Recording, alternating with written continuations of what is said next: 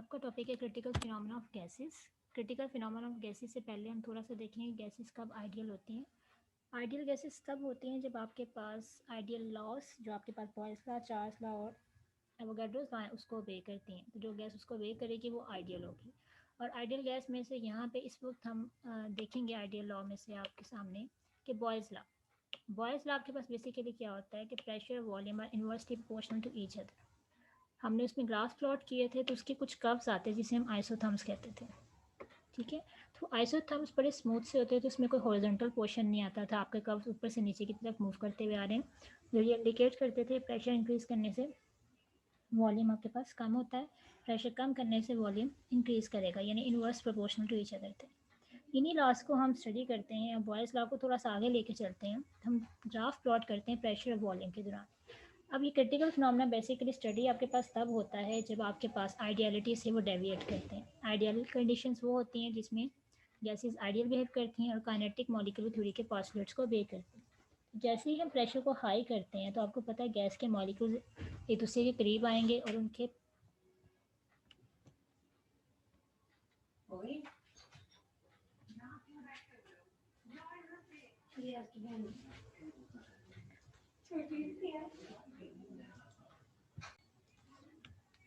Pressure जब आपका increase होगा, पार्टिकल एक दूसरे के करीब आएंगे, जब वो एक दूसरे के पास आएंगे उनमें फोर्स डेवलप होगी। तो आपके पास जो काइनेटिक मॉलिक्यूलर थ्योरी के पॉस्टुलेट्स थे, जो ये कहता था कि आपके पास गैस के दरमियान कोई फोर्स ऑफ अट्रैक्शन डेवलप नहीं होती है क्योंकि मॉलिक्यूल्स बहुत far away from each other होते हैं, वो यहाँ पे पॉस्टुलेट रॉन्ग हो जाता है जैसे आप प्रेशर इंक्रीज करते हो। अब साथ ही दूसरी कंडीशन है कि टेम्परेचर को हम लो करते हैं। ठीक है, आप एक फैक्टर को याद करो, दूसरा ऑटोमेटिकली याद हो जाएगा। टेम्परेचर को कम करने का मतलब ये है नहीं है कि हम उसके कंडीशंस टेम्परेचर की बहुत ज़्यादा लो कर रहे हैं। टेम्परेचर लो करने का मतलब ये है कि आप टेम्परेचर को जैसे ही थोड़ा सा भी लो करते हो, जो कंडीशन जिस पे वो अप्लाई किया हुआ तो उससे थोड़ा सा आप लो कर रहे हो, तो काइनेटिक एनर्जी उनकी मॉलिक्यूल्स की कम होगी, क्योंकि आपको पता है टेम्परेचर बढ़ाने से मॉलिक्यूल्स एनर्जी गेन करती हैं और ज़्यादा कोलाइड करते हैं। तो जब टेम्परेचर डिक्रीज होगा तो काइनेटिक एनर्जी बहुत हद तक कम हो जाएगी। मॉलिक्यूल्स का टकराव आपस में, कोलिजन जो है वो कम हो जाएगा, रेट ऑफ कोलिजन डिक्रीज करेगा। तो जब भी क्वेश्चन आए what are the factors which are responsible for the deviation, तो प्रेशर को इंक्रीज, टेम्परेचर को ब्लॉक करते हैं।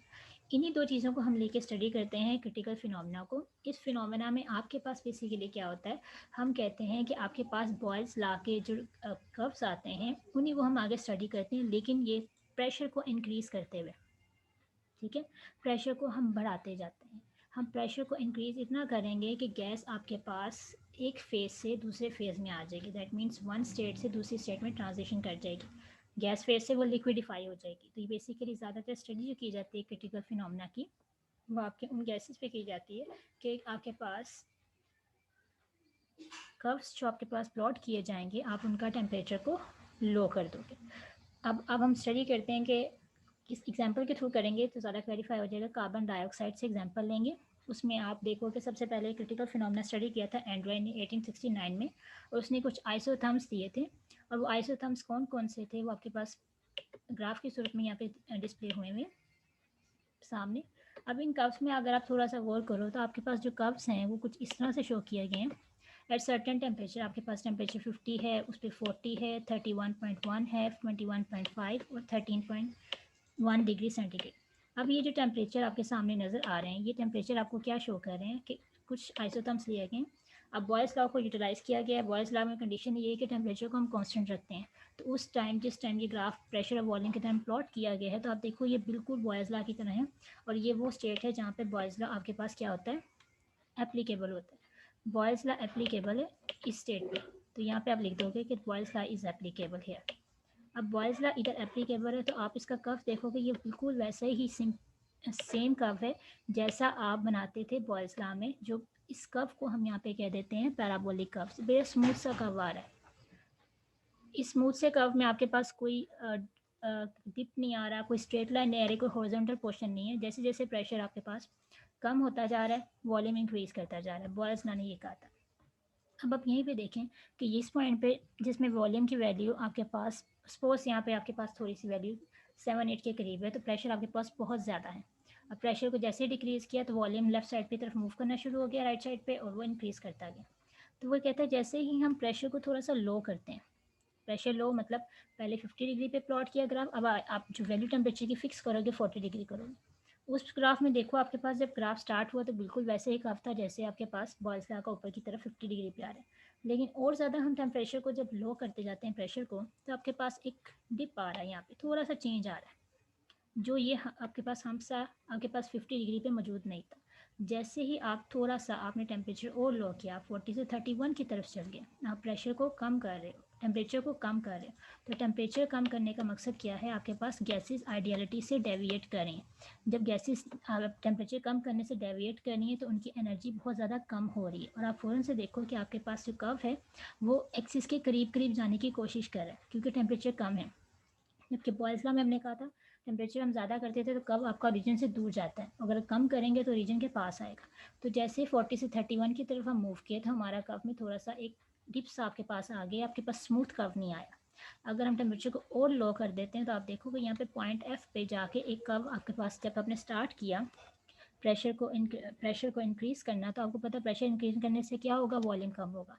स्टार्ट ऑफ द रिएक्शन आपके पास बिल्कुल यहाँ पे वॉल्यूम था, लेकिन जैसे जैसे आपने प्रेशर इंक्रीज़ करते गए तो वॉल्यूम आपके पास कम होता गया। अब वॉल्यूम कम होने का मतलब नहीं ग्राफ ऊपर की तरफ मूव कर रहा है, वॉल्यूम का मतलब है कि पहले सपोज वॉल्यूम यहाँ पे 100 पे था या 100 डिग्री पे था, और यहाँ से मूव करते हुए बैकवर्ड के तो यहाँ पे ये पहुँच कम होता जा रहा है आहिस्ता आहिस्ता। अगर इसके अगेंस्ट वैल्यू देखें तो दे मे बी इट इज़ 50, कोई भी वैल्यू आपके पास हो सकती है। सपोज ये 50 है तो इसका मतलब 100 से 50 की तरफ क्या वॉल्यूम डिक्रीज हो रहा है। वॉल्यूम डिक्रीज होने के मतलब मॉलिक्यूल एक दूसरे के पास आ रहे हैं। एक पॉइंट आएगा इस ग्राफ पे 31 पे, जिस पॉइंट को उसने एफ कहा, ये वो पॉइंट होगा जहाँ पे मॉलिक्यूल्स बहुत ज़्यादा मैक्सिमम एक दूसरे के पास आ गए, और इस पॉइंट पे जाके आपके पास गैस का वॉल्यूम ज़ीरो हो जाता है।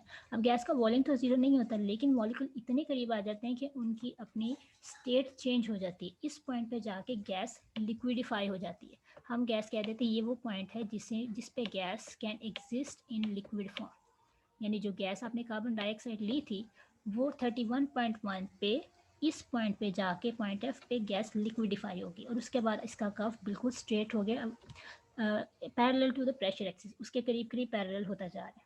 वो कहते हैं अगर इस पॉइंट पे अगर हम स्टडी करें तो जो हम फिनोमेना क्रिटिकल पढ़ रहे हैं, तो क्रिटिकल फिनोमेना में आपके पास 3 पैरामीटर हैं। सबसे पहले आता है क्रिटिकल टेम्परेचर। सबसे पहले आपके पास एक कंडीशन है क्रिटिकल टेम्परेचर की। आप सब क्वेश्चन आपके पास आता है what do you mean by critical temperature, तो आप डिफाइन करोगे द टेम्परेचर, वो द मिनिमम टेम्परेचर, ऐसा टेम्परेचर जिसके ऊपर जाके या जिससे अबव अगर हम जाएं तो आपके पास गैस कभी भी लिक्विडिफाई नहीं हो सकती। द मिनिमम या मैक्सिमम आप कह सकते हो, तो मैक्सिमम टेम्परेचर जिस पॉइंट पे आपके पास गैस एग्जिस्ट कर सकती है एट गैस स्टेट। तो आपके पास इसकी डेफिनेशन आ जाएगी कि पॉइंट एफ पे जाके आपके पास वो टेम्परेचर अटेन हो जाता है जिस पे गैस लिक्विडिफाई हो जाती है, और अगर इस टेम्परेचर को थोड़ा सा भी इंक्रीज़ कर दें तो गैस लिक्विड स्टेट में नहीं रहेगी। तो ये आपके पास वो मिनिमम टेम्परेचर आपके पास है जिस पे गैस लिक्विडिफाई हो सकती है। ठीक है, या आप ये कह सकते हैं वो पॉइंट है मैक्सिमम, वो पॉइंट जहाँ पे गैस थोड़ा सा भी टेम्परेचर डिक्रीज़ करने से लिक्विडिफाई हो जाएगी, या थोड़ा सा भी बढ़ाने से जो गैस स्टेट लिक्विड से मूव कर जाएगी। तो point F is the critical temperature, और वो प्रेशर जिस पे ये क्रिटिकल टेम्परेचर अटेन किया गया उसे पी से शो किया, यानी क्रिटिकल प्रेशर, और उस टाइम जो वॉल्यूम होगा उसे क्रिटिकल वॉल्यूम कहेंगे। तो critical volume, critical temperature, critical pressure, ये तीनों मिलके आपके पास एक कांस्टेंट कहते हैं इन्हें, क्रिटिकल कांस्टेंट। तीनों मिलके क्रिटिकल कांस्टेंट्स बनाते हैं, और तीनों ही मिलके डिफाइन करते हैं क्रिटिकल फिनोमेना को।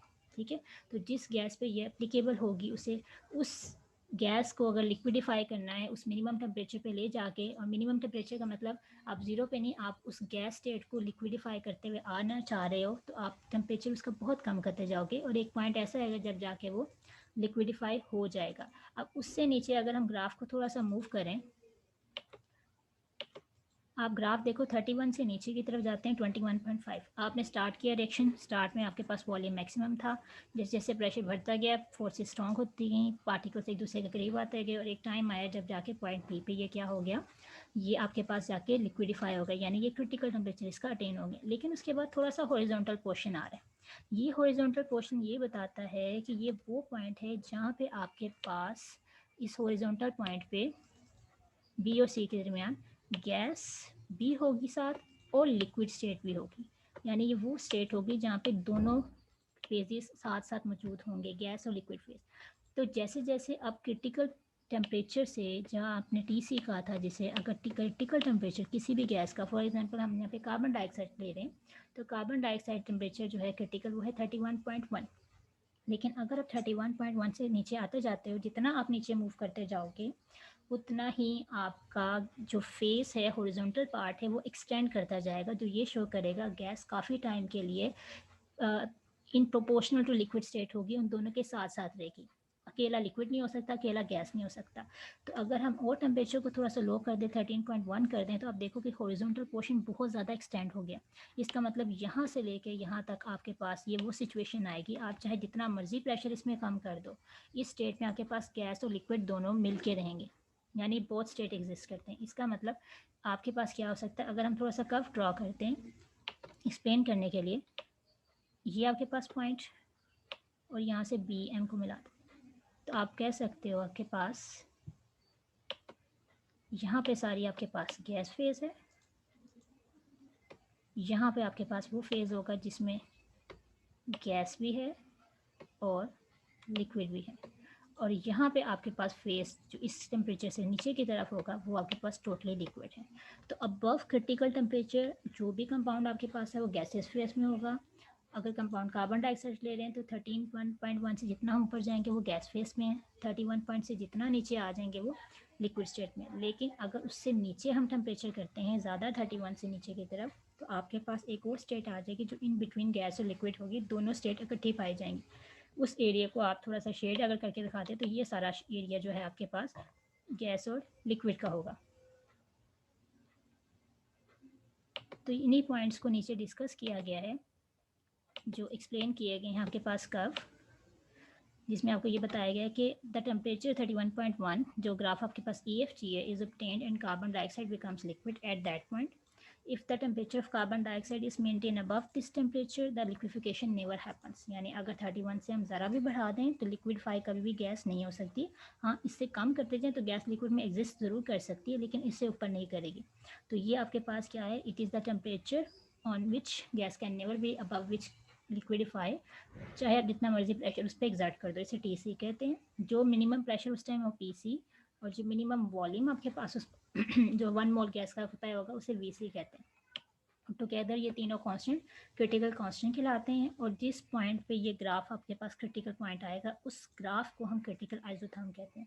हम बाकी सारे ग्राफ जितने मर्जी टेम्परेचर पे ले लें उसको हम क्रिटिकल आइसोथर्म्स नहीं कहेंगे, लेकिन जिस ग्राफ की वैल्यू पे, जिस टेम्परेचर की वैल्यू पे आपके पास क्रिटिकल पॉइंट आए उसको हम क्या कह देते हैं कि वो आपके पास क्या है, क्रिटिकल आइसोथर्म्स है। नीचे सारे ये पॉइंट्स दिए गए हैं कि जब आप कर्व को स्टार्ट करते हो हाई टेम्परेचर पे तो आपके पास स्मूथ हाइपरबोलिक कर्व्स हैं, उनमें कोई डिप नहीं आता, कोई हॉरिजॉन्टल पार्ट नहीं आता। लेकिन जैसे जैसे आप टेम्परेचर को लो करते जाते हो तो उस टाइम आपके पास डिप आना शुरू हो जाता है, स्मूथ कर्व्स नहीं रहते हैं, और यू कैन से डेट यहाँ पे गैस डेविएट कर गई है, और डेविएशन का मतलब है वो गैस आइडियल नहीं है, तो बॉयस लॉ का भी obey नहीं करेगी। आपके पास पोर्शंस आते जाते हैं, जितना ज़्यादा आप टेम्परेचर लॉक करोगे आपका हॉरिजॉन्टल पार्ट उतना ही एक्सटेंड होता जाएगा, जो शो करेगा काफ़ी टाइम के लिए गैस और लिक्विड फेज दोनों में एग्जिस्ट करेगी।